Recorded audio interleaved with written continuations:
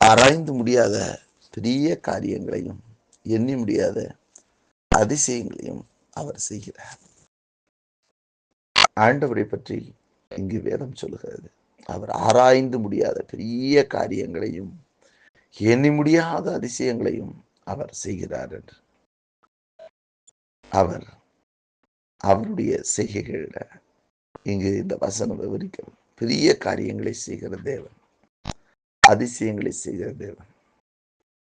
அவர் எப்படிப்பட்ட பெரிய காரியங்களை செய்கிறார்?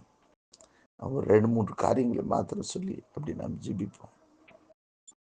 வேதாகமத்திலே நாம் பார்க்கும் பொழுது சங்கீதங்களின் புஸ்தகத்துல 126ஆம் சங்கீதத்துல 1-2 வசனங்களை வாசித்து பார்ப்பீர்களானால் நாங்கள் ஆண்டுடைய வார்த்தை இவ்வனமாய் சொல்லப்பட்டிருக்கோம். அவர் சீயோனின் சிறையிருப்பை திருப்பும் போது சொப்பன கண்கள் போல இருந்தோம், அப்பொழுது நம்முடைய வாய் நகைப்பினாலும் உதடுகள் சந்தோஷம் நிறைந்திருந்தது என்று சொல்லி அங்கே எழுதப்பட்டிருக்கிறதை நீங்கள் பார்க்கலாம். அப்பொழுது புறஜாதியார்கள் சொல்லிக் கொள்வார்கள், கர்த்தர் இவர்களுக்கு பெரிய காரியங்களை செய்திருக்கிறார், ஆகவே அது நிமித்தம் இவர்கள் மகிழ்ந்திருக்கிறார்கள் என்று அந்த வசனம் சொல்லியிருக்கிறதை நீங்க பார்க்கலாம். வாசிக்கிறேன். சியோனின் சிறையிருப்பை கர்த்தர் திருப்பும் போது சொப்பன கண்கள் போல இருந்தோம், அப்பொழுது நம்முடைய வாய் நகைப்பினாலும் நம்முடைய நாவு ஆனந்த சத்தத்தினால் நிறைந்திருந்தது. அப்பொழுது கர்த்தர் இவர்களுக்கு பெரிய காரியங்களை செய்தார் என்று புறஜாதிகளுக்குள்ளே சொல்லிக் கொண்டார்கள். கர்த்தர் நமக்கு பெரிய காரியங்களை செய்தார், இது நிமித்தம் நாம் மகிழ்ந்திருக்கிறோம் என்று சொல்லப்பட்டிருக்கிறது.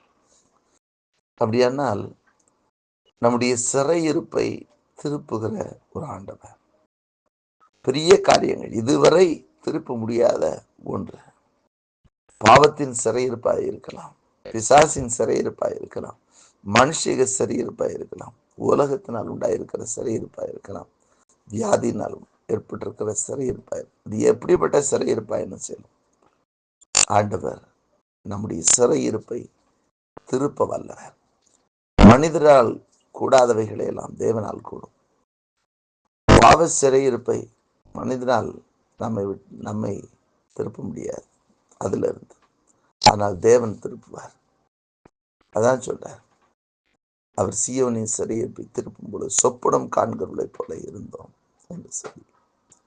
ஆண்டவர் அது எப்படிப்பட்ட சிறையிருப்பா இருந்தாலும் போதும், எப்படிப்பட்ட சிறையிருப்பா இருந்தாலும் அவருக்கு ஒரு இமை பொழுதிலே அவர் மாற்ற வல்லவர்.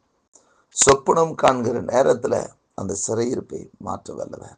ஆகவே தான் சொல்லுகிறார், கர்த்தர் நமக்கு பெரிய காரியங்களை செய்திருக்கிறார். அவர் ஆராய்ந்து முடியாத பெரிய காரியங்களை செய்கிறார். இது எப்படி நடந்துச்சு, இது எப்படி விடுதலையான, எப்படி இந்த பாவத்தை விட்டு வெளியே வந்தோம், அது ஆராய்ந்து பார்த்தால் அறையவே முடியாது.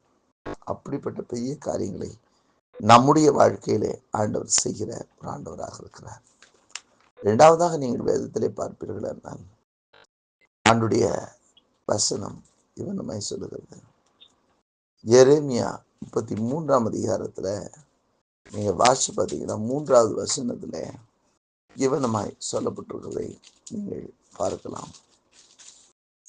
அங்க ஆண்டுடைய வார்த்தை சொல்லுகிறது, என்னை நோக்கி கூப்பிடு, அப்பொழுது நான் உனக்கு உத்தரவு கொடுத்து நீ அறியாததும் உனக்கு எட்டாவதுமான பெரிய காரியங்களை உனக்கு அறிவிப்பேன் என்று.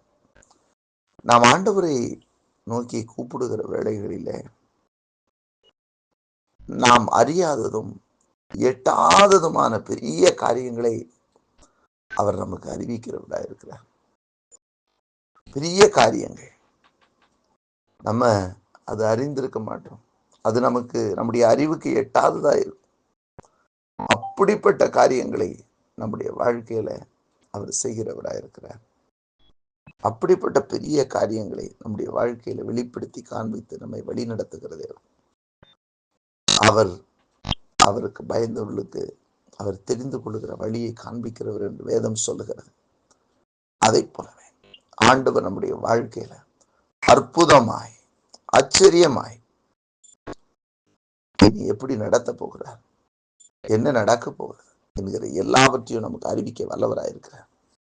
அன்றைக்கும் கூட ஆண்டவராக இயேசு கிறிஸ்துவின் பிறப்பை குறித்து தீர்க்கதரிசிகளை கொண்டு வெளிப்படுத்தினார்.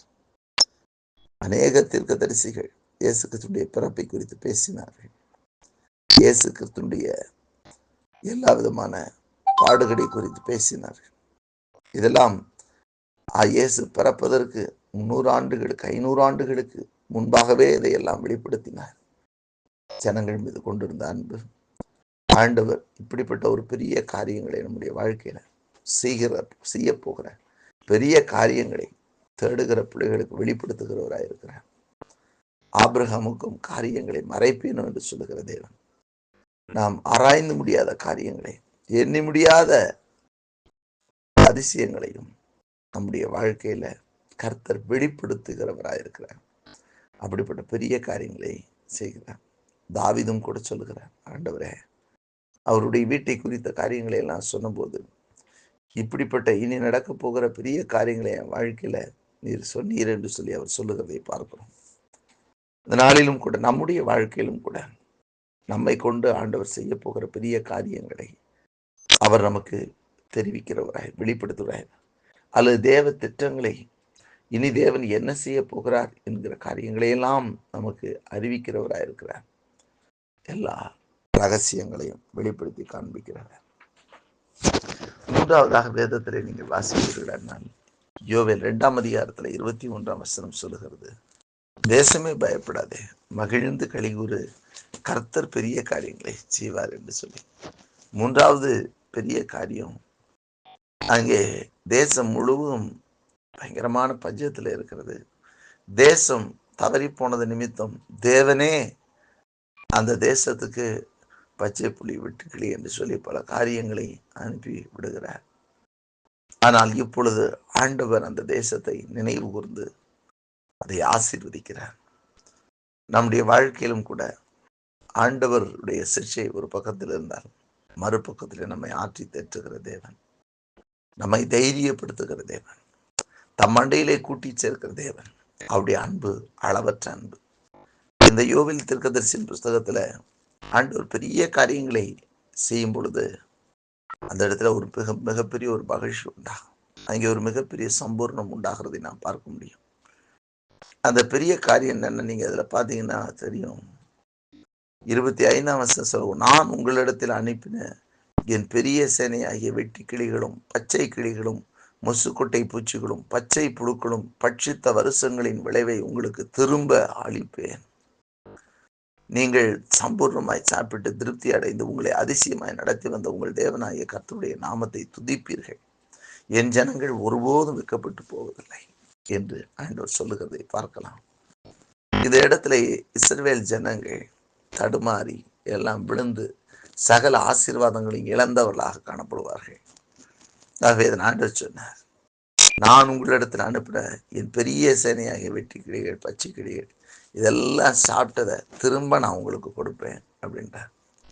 21 சொல்லும், தேசமே பயப்படாதே, மகிழ்ந்து களிகூறு, கர்த்தர் பெரிய காரியங்களை செய்வார் என்று சொல்லி ஆண்டவர் இழந்து போன எல்லாவற்றையும் திரும்ப கொடுக்கிற வல்லமை உள்ளவர். அப்படிப்பட்ட பெரிய காரியங்களை நம்முடைய வாழ்க்கையில செய்கிறவர். நீங்கள் எதை இழந்திருந்தாலும் இழந்து போனவர்களை திரும்பி தர வல்லவர். இயேசு இந்த உலகத்துக்குள் அவர் வரும் பொழுது ஆண்டவருடைய வசனம் சொல்லுகிறது, இழந்து போனதை தேடவும் ரட்சிக்கவுமே மனுஷகுமார் வந்திருக்கிறார் என்று. நம்முடைய வாழ்க்கையில் நாம் இழந்து போன எல்லாவற்றையும் அவர் திரும்ப தருவதற்கே ஆண்டவர் நமக்காக இந்த உலகத்துக்குள் வந்தார். நம்முடைய வாழ்க்கையிலும் நாம் இழந்து போன எல்லாவற்றையும் திருப்பிக் கொள்ள செய்கிற பெரிய தேவன். அப்படிப்பட்ட அதிசயங்களை நம்முடைய வாழ்க்கையில செய்கிற தேவன் செய்து ஆசீர்வதிப்பார்.